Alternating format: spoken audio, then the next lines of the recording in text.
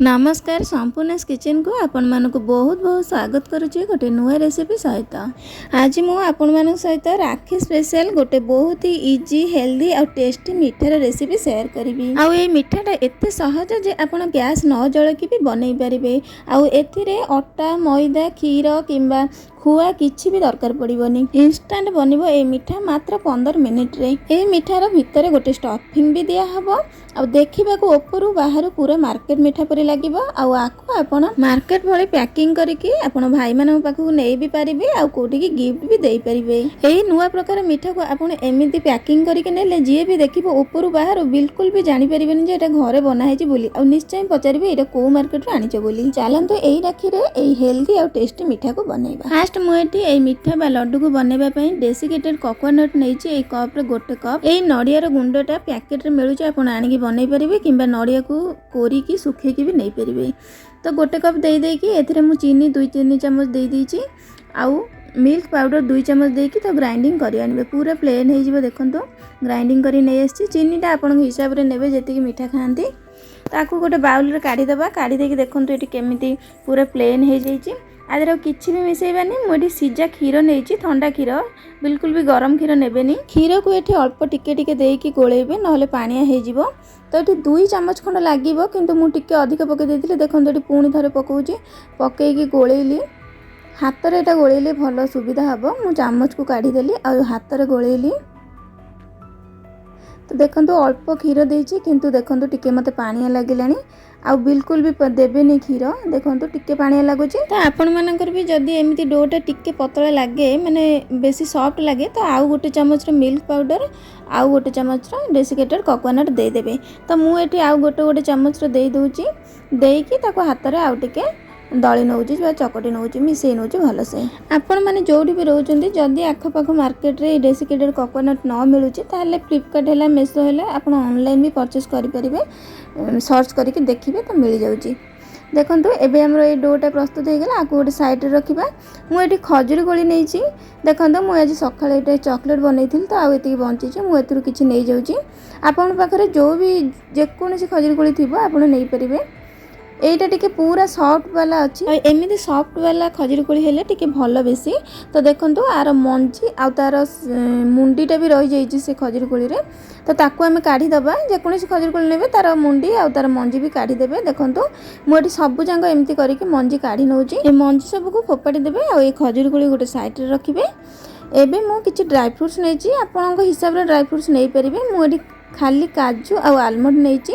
आलमंडटा टिके टाण थाए तो ग्राइंडिंग हवा पे टिके टाइम लागे सेति लागि मु ताको खंड खंड एमती करि देउछि टिके। तो सब जांग एठी खंड खंड करि नै जाइछि। एबे ए काजू आलमंड को ग्राइंडर गिनारे देई दबा। देखंतु मु एठी देई देली आउ गोटे चम्मच खंडे एठी मो पाखे राशि थिला ताकू भी देई देली। आपन पाखे जहा थिबो देई परिबे। भजा बादाम भी देई परिबे।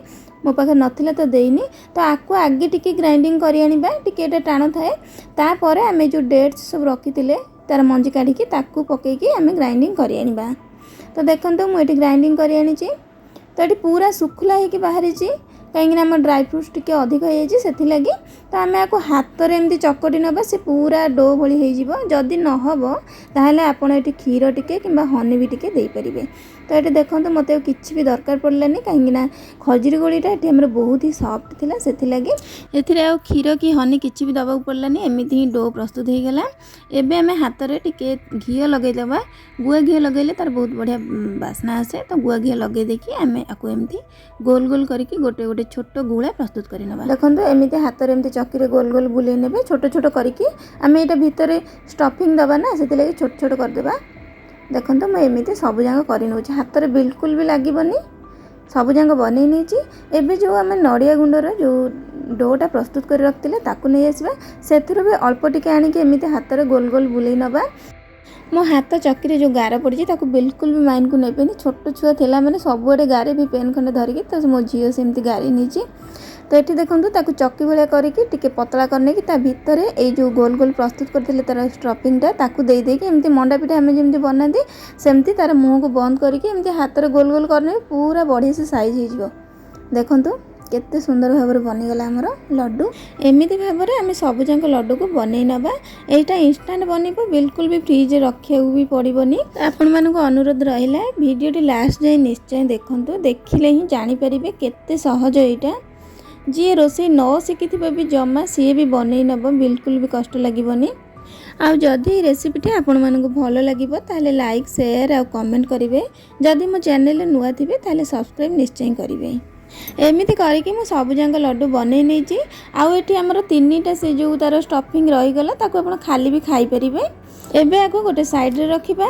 आउ गोटे प्लेट रे से जो डेसिकेटेड कोकोनट ताको मो नै आछि। आउ से लड्डू रू गोटे गोटे आनी कि एमती ता ऊपर गोटे कोट दे दबा एमती भल से। तापर हाथ रे आमे एमती एमती करनबा जेमती कि सबुजाक भल से कोट हे जो नडिया रे गुंड सब को देखंतु। एई बेली भाबरे सबुजाक बनई नेबे। ये मिठा को आपण एमती सांगे सांगे बनई खाई परिबे। बहुत ही सॉफ्ट रहिबो, यमी रहिबो, आ हेल्दी भी तो रहिबो। आ आको आपण जदि फ्रिज रखी दोचंदी ताहले टिके टाण हे जिवो, तो बाहर को बाहर करि देबे तो पुणी से ही नरम भी हे जिवो। तो देखंतु केते टेम्पटिंग लागुची देखिबे पई। आमे जो नडियार गुंड को तार चारिकरे जो लगेइचंती सेटा केते सुंदर लागुची, गोटे यूनिक लुक दोची मिठा को। तो देखंतु एमती सजै नउची केते बढ़िया लागुची देखिबे पई।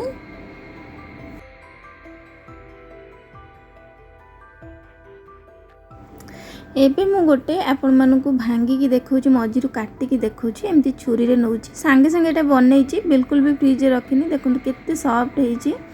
तो देखंतु भीतर रो लुकटा भी केते बढ़िया लागुची, पूरा मार्केट मिठा भली लागुची ना। एही राखी रे जदी एमिति आपण मिठा बनै कि नौचंती निज भाई मानक पाखकु, एही मिठा पाखरे ना मार्केट रे जो दामी मिठा भी फीका पड़ी जिवो। छोट छोट पेपर कप जो आसे जमीती कि मोतीचूर लड्डू रे जो थाए ट्रांसपेरेंट जो पेपर कप है कि ब्लैक रहा जो भी है देखो ये ऑनलाइन भी मिलूँ आप आनी पारे। ये मिठा को ये पेपर कप उपर एमती रखिकी मिठा डब्बारे जदि सजई नेबे ना पूरा मार्केट पर लुक दब, कहीं भी जानीपारे ये घरे बनाई बोली। ये मिठार बक्सटा पुराना मिठार बक्स मुझे रखी तो से सजाऊँ। देखो मो झील केमती गारेकी करी। तो आपड़ यहाँ किणी भी पारे ना पुराना मिठार बक्स भी रखि दे भी पारे। तो एथर राखी यही मिठा को बनातु और निज भाई मान सहित राखी मनातु। तो आज रही पुणी देखा गोटे नुआ रेसिपी सहित। नमस्कार, जय जगन्नाथ।